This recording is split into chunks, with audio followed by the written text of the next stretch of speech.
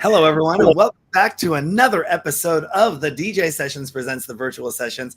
I'm your host, Darren, and right now I'm sitting in the virtual studios in Seattle, Washington, and coming in all the way from, you know what? I totally forgot in our 40-minute pre-show to even ask, where are you at, Marc?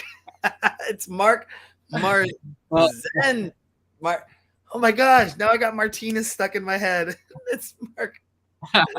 that actually my real name. No, it's a pleasure to be here. I'm actually because I travel worldwide pretty often, but I'm actually currently in Barcelona right now. You're where? Barcelona, Spain. Barcelona. Do you have a place there, or is it just you're staying there for the time being? Well, I have. This is actually the headquarters of Aulart. It's a company I'm running right now, and this is basically the studio. We have a lot of gear and stuff. We have like 20 scenes around here, and basically this is my synth collection that I've been collecting for 20 years. And we have classics like the 909, the DX. We have a ASR sampler, Rhodes in my bag, and we have many. Have like a 25 vintage synthesizers collection. I love it. Well, we're gonna dive right into things here because I'm you're at the Allard Studios, and I want to know. I want to let our DJ sessions. We spent about an hour. Typically, it's about 15, 20 minutes before we go showtime, but we spent about an hour doing pre-show, talking about a lot of different stuff, and Allard is at the top of the list. Tell us about the ed tech platform, Allard, and what that's all about. Well, basically, I mean, thanks for inviting me. It's a pleasure to be here in your show, as I mentioned. So now, because in this pre-show we've been talking about Aulard. I mean, obviously forced to discuss about because lately the success of Aulard totally eclipsed I know my producer side, and I'm so happy about this just because for the hype of the project. But Aulard basically it's a contemporary ed tech company that provides music education involved with technology.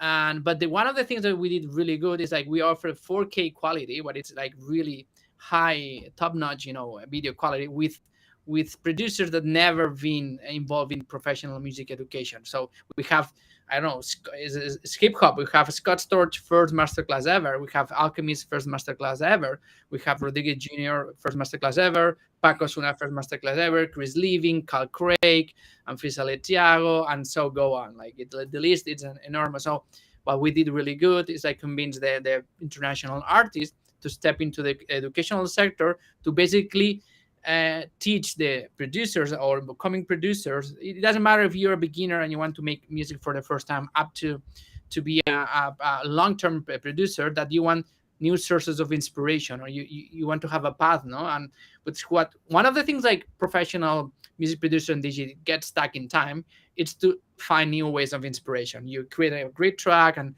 where it comes in inspiration, it comes from traveling, it comes for live itself, but actually at the same time it comes from learning from other for artists. So it's a 360 solution.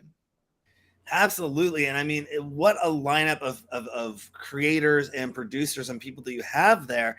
And it's not just the master classes, because I'm looking at the site right now. I have another screen over here, but I see you have, you go Loop Cloud, Kilohertz, Sonarworks, PS Audioware, Serato, all these audio modern, Cable Guys, Acoustica, Native Instruments, Ableton. These are all classes that people can take. This is not only classes. We have content. This is actually the software included in the membership. The software included. Okay.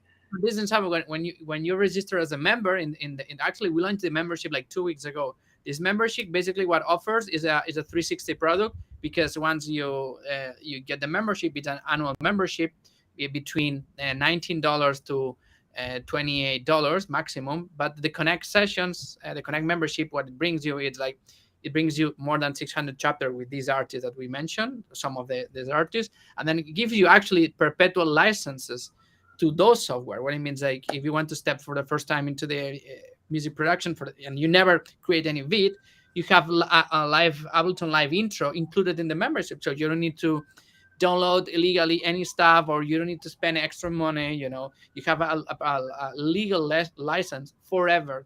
And the same with Native Instruments, Complete Start, or we have like Obo 40, this is Drake producer drum set. We have Mike Dean distortion plugin. We have a lot of basically software that is included on your members. It's pretty unique. I believe like it's something like not other platform. Well, no, I believe we are the first platform to offer that. And then, did you say that all the master classes, I hope I'm not quoting you incorrectly here, but all the master classes are available under the membership, or are the No, master classes separate from the membership? no, in the membership you have access to, I don't know exactly the number. I know the number of chapters, 600 chapters included.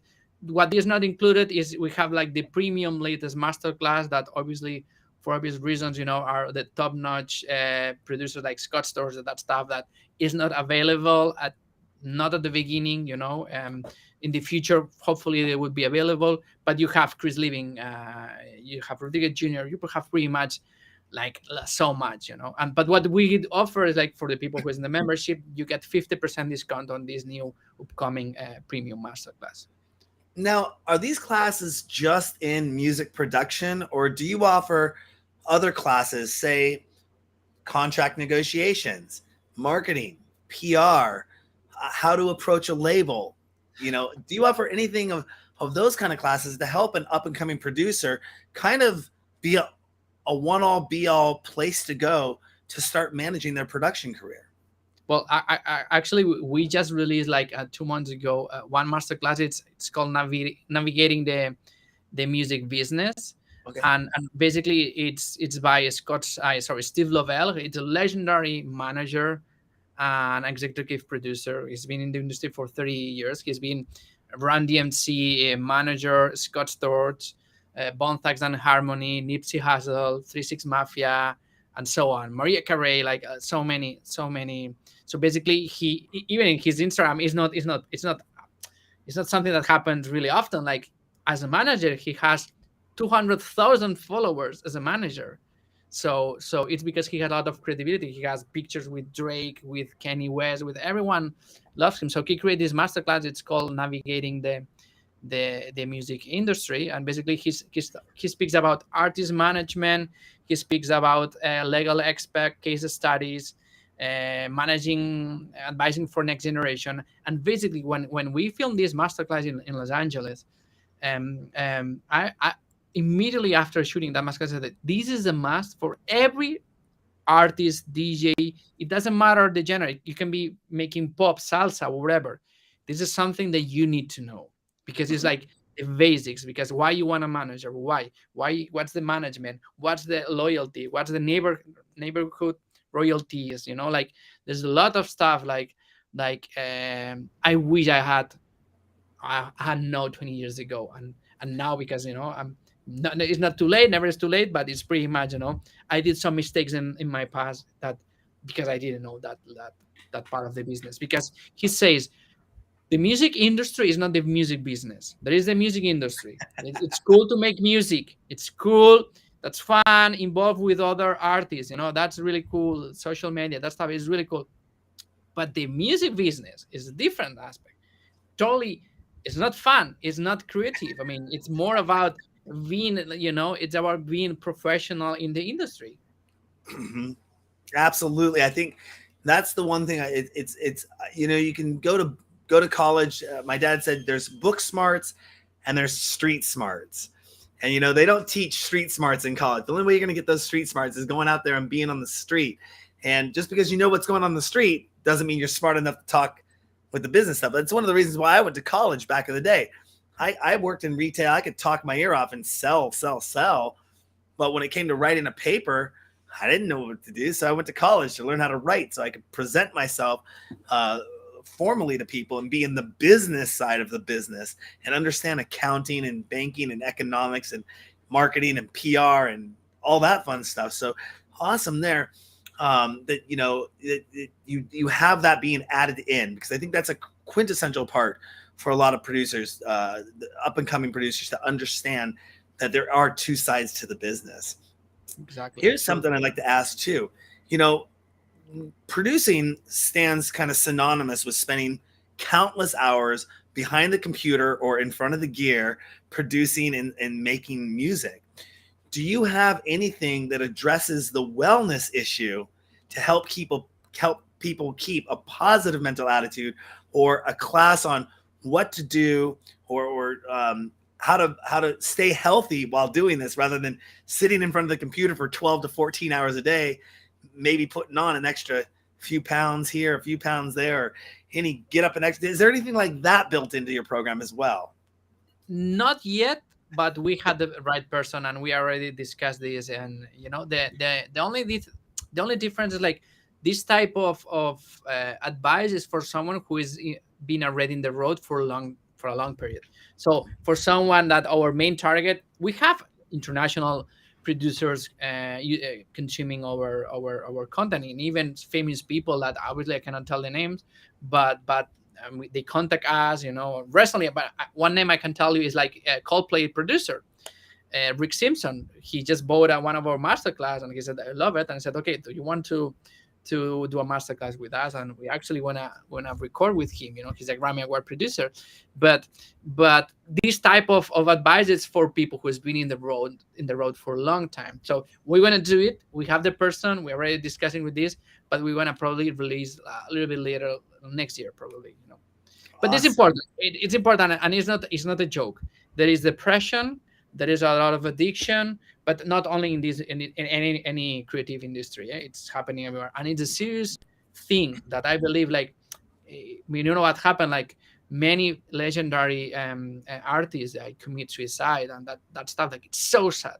It's so Mm-hmm. sad, and I believe that the reason is like because the music business, it's really a business that sometimes they don't care so much about the artist, unfortunately. More than ever now, it's important to discuss about these topics, and our art is going to be part of that for sure, 100% sure. We have a psychologist that actually she is specialized on that type of content that we wanna film with her. She's awesome. It's Rosana Corbacho. I really suggest you to check out her profile. That is awesome, because you're right. That's something that doesn't get talked about a lot in the industry. And in those, how do you deal with those, the angst, the pressure, the social pressure, or the burnout, dealing with burnout, and how to get yourself back up to the plate when you feel a burnout. I've burned myself out 3 or 4 times over the 13 years of doing this show, and finally it took me a few years ago to set a pattern and set to-do lists and set time frames and say, I only work between these hours, and try not to burn the midnight oil or that 2 a.m. oil too much, and stay in shape and get sunlight and take vitamins and stay healthy and drink water, all Yeah, the fun yeah. stuff. But no, I mean, I'm looking down the list of what you're offering on both your membership packages here, and it is phenomenal for the price point of what you're offering here. I think it's a must have for any producer, whatever level they're at. I mean, at with both memberships, you get 50% off the new premium master classes, 20% off boot camps. With the higher end session, you're getting demo sessions, music production Q&A, artist mentoring sessions, and free plugins. And what did you say? It was like $28 maybe. It's $28 a month. I think there's a special you're running right now for $22.99, but that's probably billed annually or monthly. I mean, that is just a wealth of information resources. Congratulations on putting that together and the success that you're having with that. Yeah. And diving into a little bit more of some questions I got for you here is, what do you feel really distinguishes a DJ from a producer? That's a good question, and thank you for that. I don't want to sound like a pitch sales, but actually it's happening. Like all the questions that I'm getting, not only from this show, from my friends or even artists, like, hey, Jesus, this membership you launched, like it's really, it's like how did you get to that? Having this international partnership. So, thank you so much for mentioning this. But about about that. Um, so sorry, what was the last question? Sorry, because I got Oh, distracted what here. what do you feel distinguishes between, what's the difference between a DJ and a producer? Sorry. So yeah, true. So before you can be a DJ and perform only as a DJ, I believe back in the times in late 80s, 90s, or even 2000, you can be a DJ and not a producer.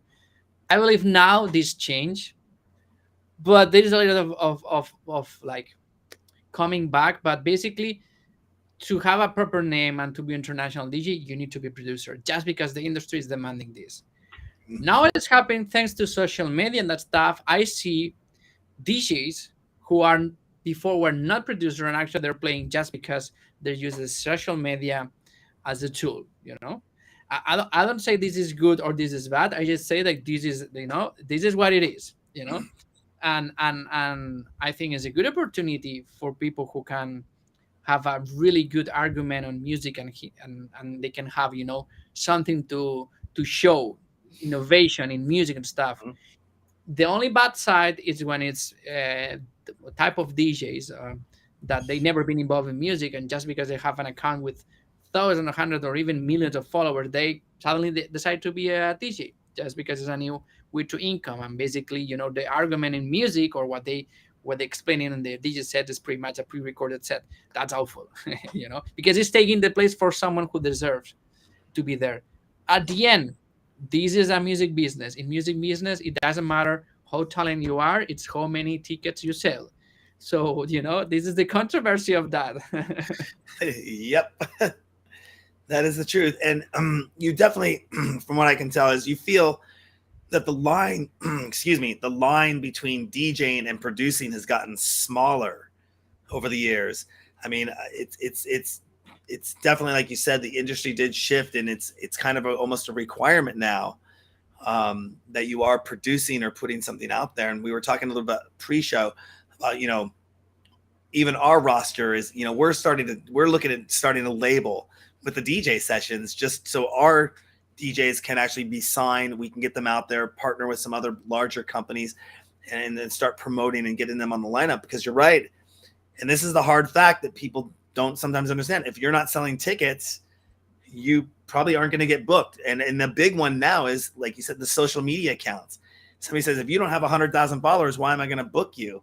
I was just having a conversation the other day with a promoter, and they were basically saying, why am I going to book this local DJ to come play one of the local lineups here in Seattle when they don't have a following, if they're not going to bring a crowd?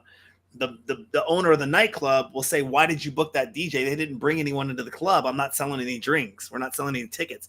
They're not a name. So, how do you build that name? And I mean, I try to tell people this a lot, that this game, talent is great, but you could have 1 million talented people, but if 100,000 of those talented people have $10,000 to spend, they're probably going to rise a little bit further than the million.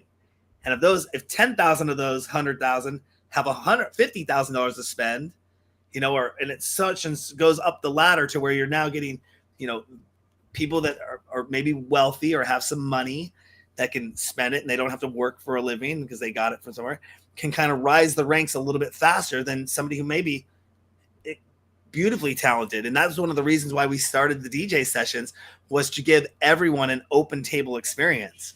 If you wanted to just, the goal was, if you like to DJ and you want to have fun, come get on our show. There's no pay to play with the DJ sessions. And I think that's something that has happened in the industry. But again, going back to your curriculum, your course, you're not charging tens of thousands of dollars for this.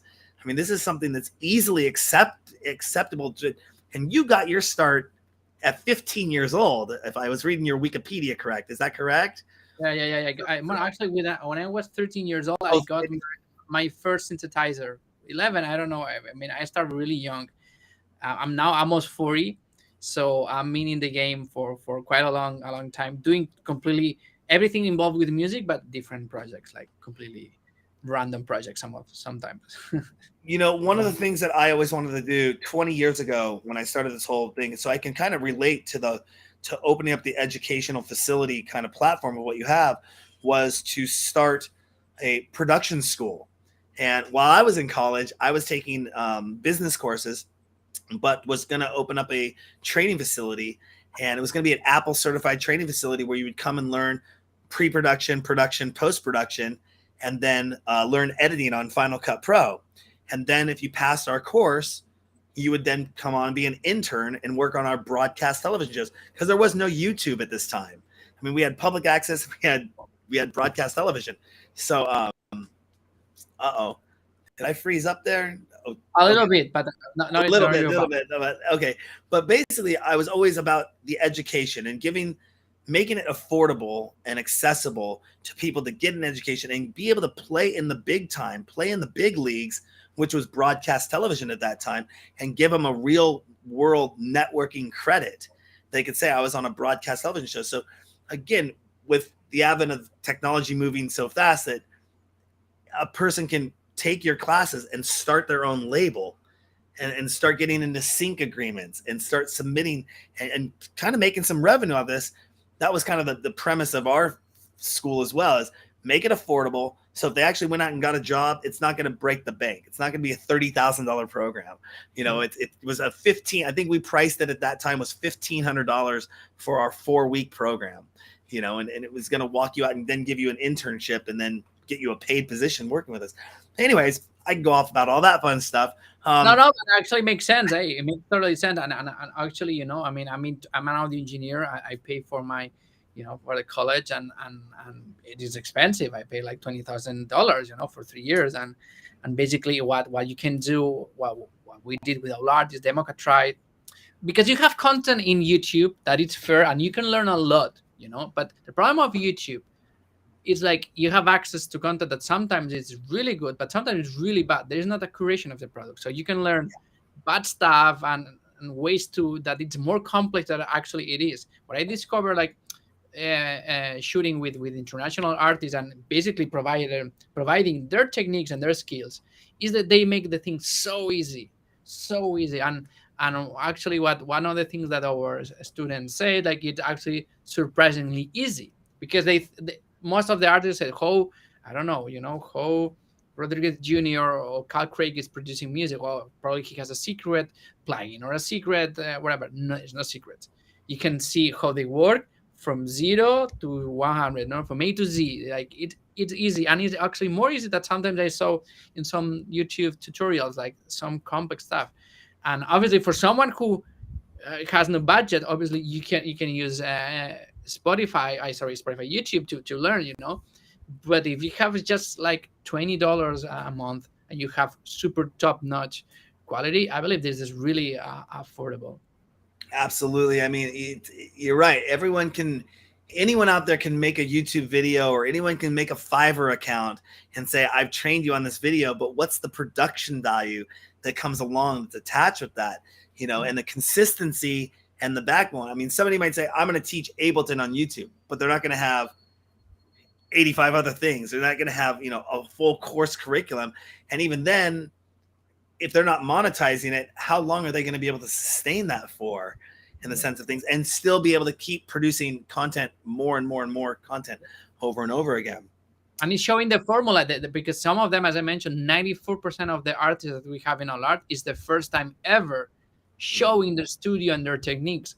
I mean, when I was 15 years old, I would kill to know how Cal Craig was making music. I'm a big huge fan of Cal Craig or all the artists, like I would pay whatever I have in my bank account, to know how he makes this track. And now you have access to that. For me, I believe like it is unbelievable. It's like, wow, he's opening the doors, or the same with Chris Living, showing Chris Living has 8 hours of digi techniques, or 6 hours, like crazy amount. Paco Suna showing his techniques, or Anfisa Letiago, how she stepped into the music industry, or Miss Keating, how she records the vocals and how he produced the music. I mean, this is unbelievable.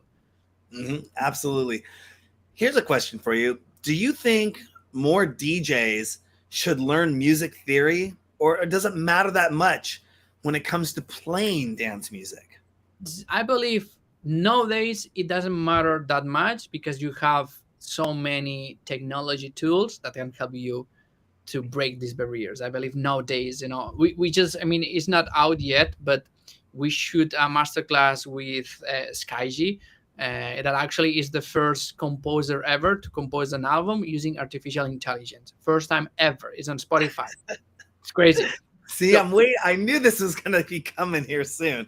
With the advent of AI artwork, and then there's going to be AI music coming out, and it's going to be, will it get to that point where I'm going to say, I want a tech house, 128. I want it to be drums and a bass, and all of a sudden it's gonna boop, and there's not gonna be anything like it ever made. That the AI just generates it and makes it, and then people are gonna say, "I'm releasing this, and I'm gonna make this an NFT as well, and I'm gonna."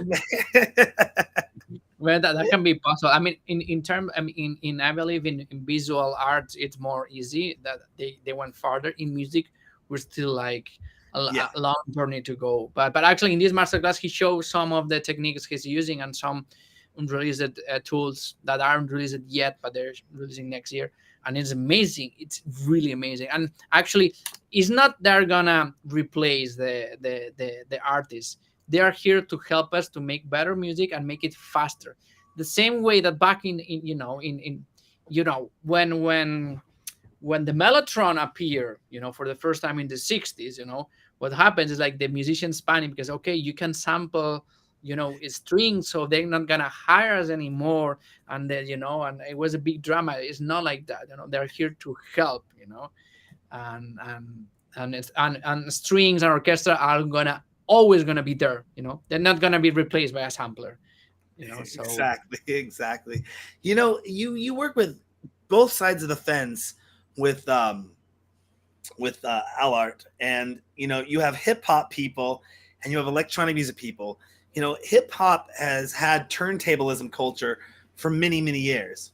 Do you feel that electronic music DJs should become a little bit more creative with mixing on average rather than just blending tracks? I mean, should they get a little bit more, not necessarily scratching, but a little bit more creative when it comes to mixing, even adding a live elements into their shows?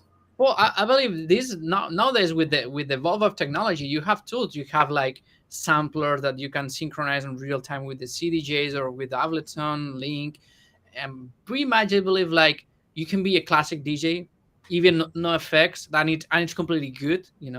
So you can be like a really creative artist that putting too much effects, and actually you can be too much creative that you can destroy the flow of the session because you're too creative, putting so much sample hi-hats, drums and stuff. So you need to find a balance. And it's important what type of music are you doing. If you're doing classic house and you're doing a house set, really, Chicago style that stuff, maybe it's not necessary to be sampling, adding so much stuff. Maybe you can make it work, and it's nice. But I believe that's something that you cannot learn anywhere. You can get inspired by artists and in general, but the way you communicate or the way you make music, I believe like it's something personal. You can learn from. Next week we're releasing the Alchemist masterclass. He's a really legendary beat maker and DJ. He's been DJing for Eminem for the past 16 years, something like that. And he's not going crazy with stuff. He's doing one stuff that it's ideal for Eminem, and then when he makes music at home, he has a different approach.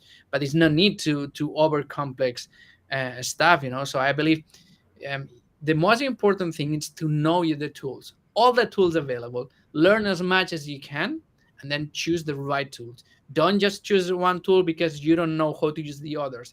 Then it's like a painter that only has three colors. It's better to have all the colors possible and then paint what you want, because maybe you are like you can have all the colors and then do minimalistic stuff and it's beautiful. You don't need to be impressionism, all that stuff like that.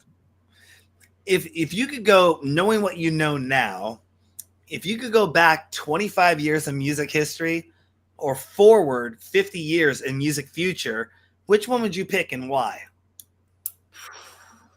That's a really bold question. That's a really bold question. I mean, in the future, I don't know what's the future. I mean, I would go to the past because I don't know the future how it's going to look like. But in the past, definitely, I mean, I wish I have the knowledge right now, 15 or 20 years ago, or just access to what I mentioned, this platform, that our platform, because I would make things different. I would be, I would, the learning curve.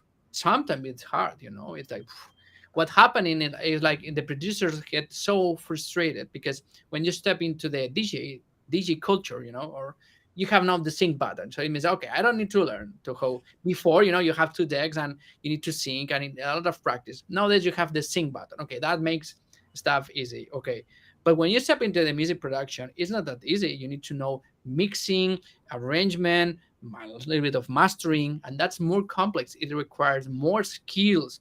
So there is a lot of DJs when they step into the producer world, the producing world, they got so frustrated, they abandoned that. So I believe like it's necessary, and I believe it's so good for any DJ to step into the producer's world. I believe it's healthy. It's not need you can be an amazing producer and not need to make music, but at least make your own bootlegs or make your own edits for your sessions, and then you need to know the minimum knowledge about music production and use the DAW. Now, I know you're in the Alex Studios right now, and that's a lot of your own pieces of gear. Are you now more of a software producer, or do you still use a lot of hardware in your productions? And what are some of your favorite pieces of gear to use and or programs to use? Well, it's funny because I cannot move the camera now, but I have a really big analog collection, and I wouldn't say like I'm an analog collector. I'm gonna say this, and I mean saying since many years ago. I don't need this to make music. I just have it because I have respect for these machines, and because the way I interact with these machines, it has a relationship. It's like it's like when you physically touch the knob, the way it moves, the way you interact. That's a relationship you have with the instrument. They have soul. They have expression themselves. But I don't need any of this to make music nowadays. Just with any DAW, and an internet connection and a computer and a headphones, you can make amazing music. You don't need it. If you have the budget to buy stuff that you like just because to interact with physical stuff, it's fine. But nowadays, I understand like back in the days, like the software, the digital audio was suck, it was terrible, the quality was terrible. Nowadays, the technology evolved so much, you don't need it. But once said this, it depends of the person. But definitely, I would say on my case, Ableton Live is my DAW to go. I love it. It's really versatile, really easy going, and in each new version, they add amazing new features. And I would say, I have these. You can see behind, but I have the DIN Audio monitors that I love them so much. DIN Audio is my one of the brands I love the most personally, yeah, for my stuff, for electronic music. And just with the computer, a Ableton Live, a MIDI controller, that would be my basic stuff. If I need to say my favorite scenes, it's difficult because it's like your kids. Which kid you love the most? You love all of them. But I have the 909 I have here. Obviously, it's the classic, and I don't you cannot see, but I have an Overheim OV8 that I actually bought it in Seattle. Cool. And actually, it's funny. It came straight from Seattle. I bought it in Seattle.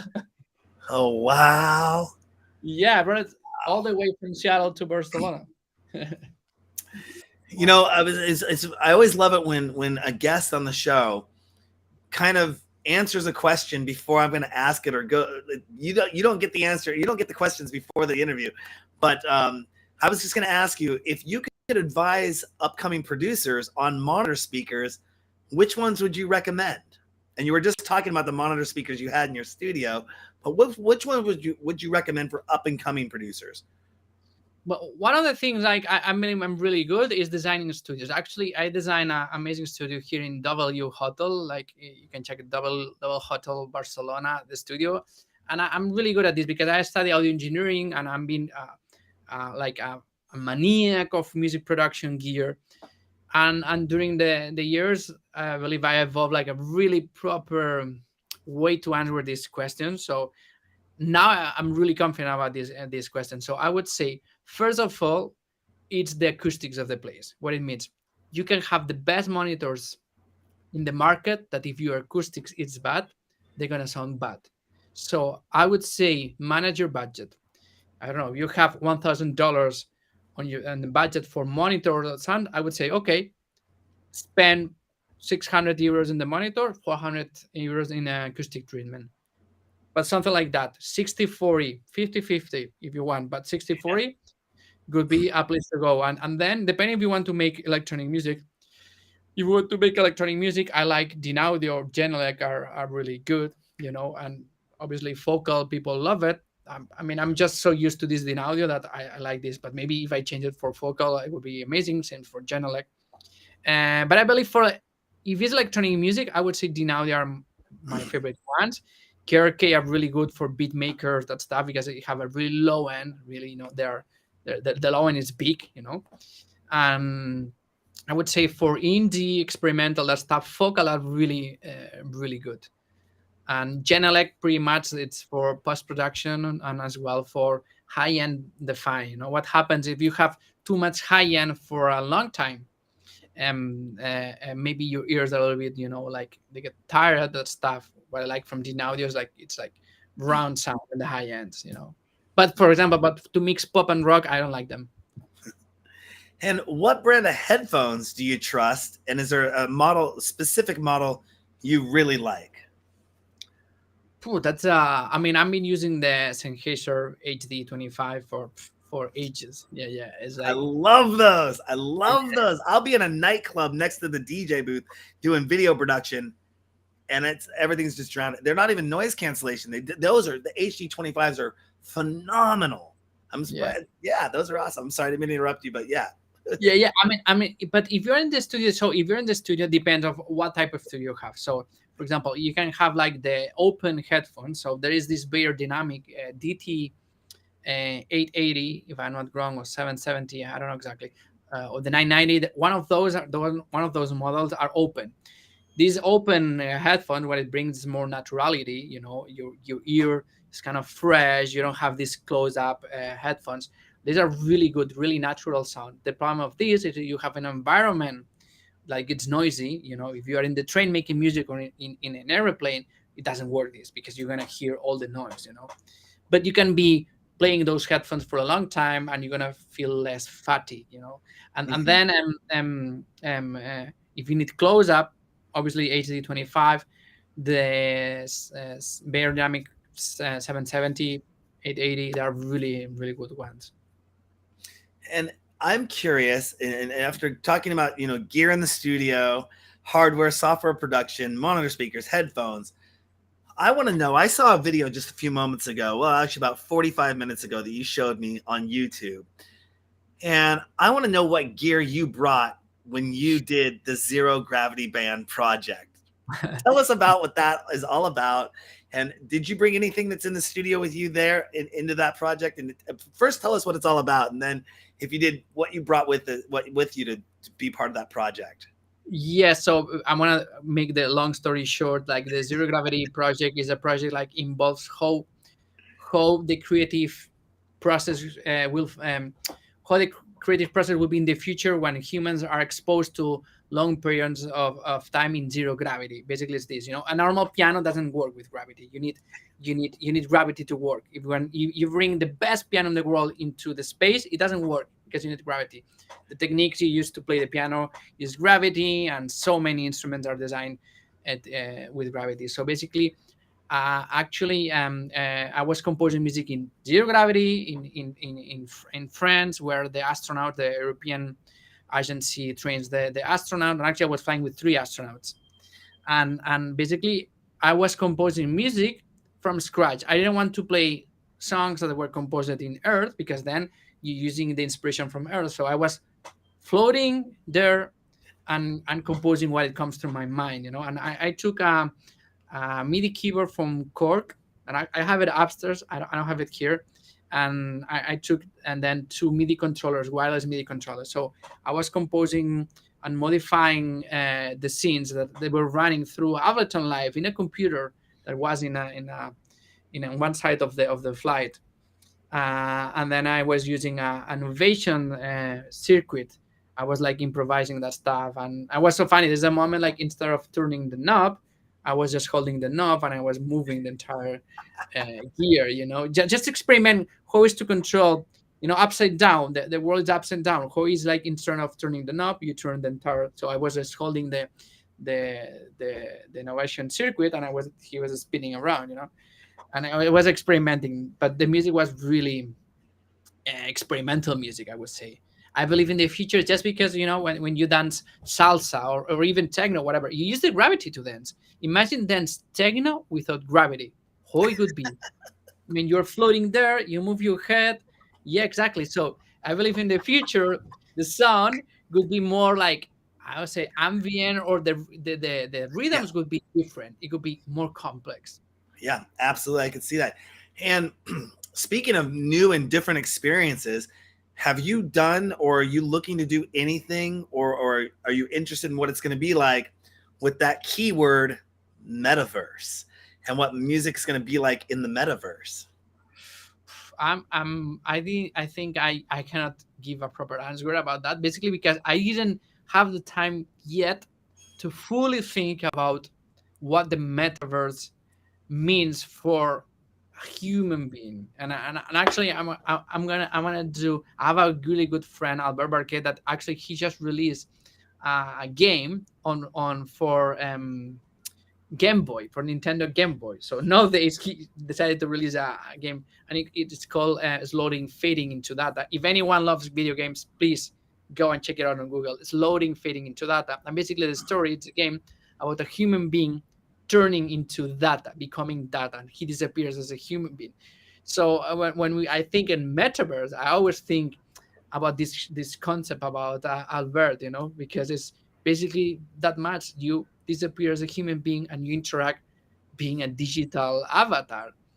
And and I don't know. I mean, I don't know how it's gonna look. And for me, I believe I need to experience more. Mm-hmm. Um, but I really suggest to check it out. If there's any gamer, check it out. It's like really cult. I'm gonna call it like really, really a special project, I would say. Yeah, we're super excited to see what's going to happen with the metaverse. I've always been an early adopter to technology, ever since I was a kid, and we recently just soft opened two VR nightclubs there. We're getting ready to grand open the VR nightclubs here soon. Hopefully, we can debut these at ADE and let everyone know that they can go into our VR nightclubs and watch our shows, watch our live interviews, watch what we're doing right now in a VR nightclub environment with people.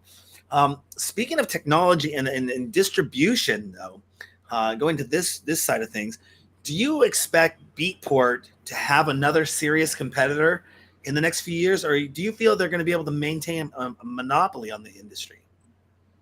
I mean, I don't. I mean, to be honest, I believe they were other players, but obviously Beatport was the number one because they were one of the pioneers, and they put a lot of effort, to be that. But I believe it's not. I mean, pay for one track is gonna disappear. That now they're offering this stuff, and pretty much I believe you wanna end up paying a subscription, having access to all of the music. I have no idea to answer that question, to be honest. I don't know who it's gonna look like in the future. Even the music royalties, that stuff, it's getting so complex. And especially when Twitch, TikTok, that stuff. I mean, how is gonna end up? That the majors have a lot of power. And to be honest, I don't know. It's a really good question, but I believe we are early stage yet. I believe the metaverse and that stuff, and it's gonna come really like later. I think we are in early stage. Mm-hmm. How would you define success as a DJ slash producer? Would that be a Beatport top 10 hit, a sold out tour? What are your thoughts on this? I think I have it clear. You're a successful DJ and producers when you do what you like, when you say what you think, and what you get paid for what you love. It's easy. You can be a successful DJ playing in your or artist playing in your town, or you can be successful DJ being the weekend, you know. And the meaning of success, because you can be international DJ or producer or artist, whatever, being depressed, not liking the music you play.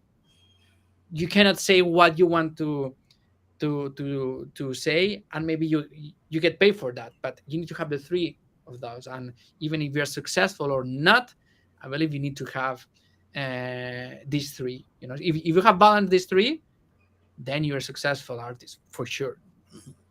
And you started at a very young age. We were talking about this earlier. Was it 13 years old you started?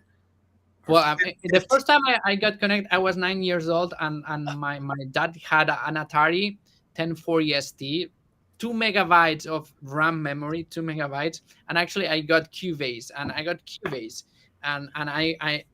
a Casio Tone keyboard, and I wanted to connect it to Cubase, and I was like, "Oh, I can connect this." And me and my dad went to a record store, and then I said, "Hey, how we can connect this to the computer?" And obviously the owner of the shop was like, well, I mean, what the hell, like, I mean, you need MIDI. We said, what's MIDI? Yeah, it's a protocol to connect that. This doesn't have me. Oh, I'm sorry. And then 2 years later, I got my first synthesizer. That's right. I saw the 13 years old in the Wikipedia here, but you're right. It was at the age of 9. You got a small Casio PT1 keyboard. Yeah, I'm wondering who updates the Wikipedias, and is it like everyone can update it, no? Because I haven't I'm checked not, lately. yeah, I'm not sure, but yeah. And then I like the part where it talks about you entering into the contest, and you were too young to enter into the contest, so you had to Yeah, use yeah. your mother's name. Tell us about that. But what that was crazy. Basically, I was 16 years old, 15 years old. I don't remember exactly. But then, I mean, I want to do a course in the university, and obviously, you need to be in the university.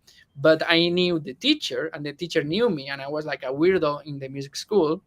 And said, Mark, I mean, there is this course that's basically Q-based course. It's for for people from the university, but maybe you can speak with your mom, and your mom can sign in this course, and instead of coming your mom, you can come, and we make this arrangement. So obviously in the list of the class it was my mom's name, and then I was assisting. But that was a good memory, because basically the students were like 4, 5, 6 years older than me, even more. But I was like so bold on the software and the hardware, and I was like basically finishing the projects before anyone, and all the people from the university were like looking at me like, where did you come from? I'm And a I think geek. I'm a technology geek in the music. So geek. Like, yeah, you can ask me anything about, and now because I'm in shooting all the masterclass, I'm in traveling worldwide. So each masterclass that it's the premium masterclass with the artist, I'm been in the shooting. So I've been learning from all the artists in the world. The problem is, like, I don't have time to make music as I used before. But then the amount of knowledge I have now right now, I believe it's really high, but I'm not using it, unfortunately. Not yet. I think we my next question is kind of already a given, based upon what we just discussed. But would you recommend a career as a DJ or a producing music to young kids? And what would be the pros and cons? Yeah, If there, definitely. I recommend to any family, parents, dad, aunt, whatever, brothers, like, I mean, it's the music production or DJing. It's a creative thing. We need to, enhance that. We need to empower that, because creativity is so good for any kid, to express themselves in any creative art, but nowadays, because technology, I mean, you can have a DAW. There is this soundtrap.com, it's a free DAW. You don't need any license. You can go there and start making music in a web browser, and that's so much fun. And there's many other companies, and I believe, like, it's really good, better that than being in the street, or that stuff, or playing a video game. I mean, respect for video games, I play video games, but spending all the time playing some video games is not creative. Having creative, I think it brings more personality to you and expression. absolutely. And do you think DJing and producing should be funded with government programs? Definitely, and that's the biggest problem, and we face this. I was surprisingly, why me as a founder of a company like Avlar.com, it's so hard to get fundings from public government. Then it's so frustrating. It's really so frustrating, and actually they don't see the benefit that they can have platforms like this, So we need to be funded only by private equity, private capital, and I mean, I'm happy with that, but I would appreciate a lot. stuff like that. Absolutely. I'm all about education and people having access and means to the arts in a way. And especially, the technological side of arts. It's there, but I don't think it's still, you have kids in America that are still going to band class. Why aren't they taking Ableton classes or Reason classes or Logic classes, and teaching music and that side of things? They want to still this traditional rent the instrument when it has moved kind of more digital in that sense. But hey, I'm all about the classics as well. I played trumpet in the 5th grade at 10 years old, and I was in choir in 7th grade in middle school. So, Marc, is there anything else you want to let our DJ Sessions fans know about before we let you go? No, that I mean, if they have any questions, obviously it was a pleasure to be here. But if anyone has any questions or anything, they can chase they can find my Instagram, Marzenit, or aular.com, or search about the projects I mentioned. I have more other projects and more stuff. I would say, like, I'm not the classical artist. I'm really involved in many different stuff. That it's a long story. But Darren, it was a pleasure to be here with you. Absolutely, Marc. We'll be staying in touch with you. We like to follow up with everyone. Try to do it every 6 months. Bring you back on the show. We'd love to get some of the people that do your classes, your master classes, on the show as well, and have them talk about what their involvement is with the program and their background and everything as well. We'll definitely be following up with you and watching how how it grows.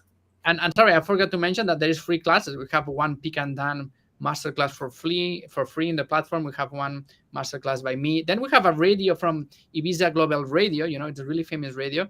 We have a masterclass with them showing how it's like to showcase music in Ibiza Global Radio. So, and it is completely for free. So wow, it sounds like a great platform. The website is smooth, easy to navigate, easy to get to. I encourage everyone, if you're into production, go sign up today. I think Allard is definitely a place where you're gonna get the bang for your buck and get some.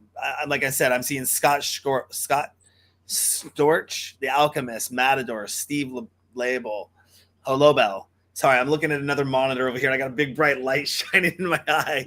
You got Hector Kudo, Hans Beiger, Chris Leibing, Rodriguez Jr. I mean, just all these master classes that are in here. Wow. Oscar L. Carl Craig, you mentioned, you're going to get everyone in here, aren't you?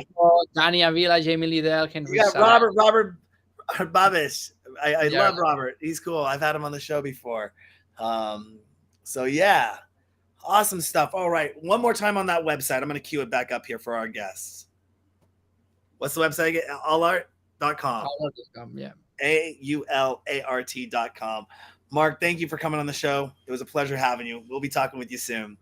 Thank you so much, and I hope to see you soon. Absolutely.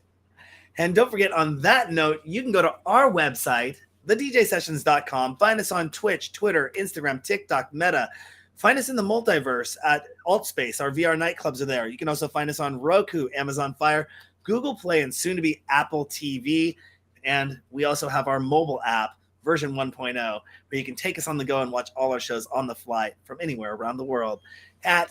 Just go to thedjsessions.com. That's where it's all at. Plus a bunch of news stories, live mixes, exclusive mixes, and more at thedjsessions.com. I'm your host, Darren, coming to you from the virtual studios in Seattle, Washington, and that's Marzenit. I said it right. Yeah. I think I got it right. Marzenit coming in from Barcelona for the DJ Sessions presents the virtual sessions. And remember, on the DJ Sessions, the music never stops.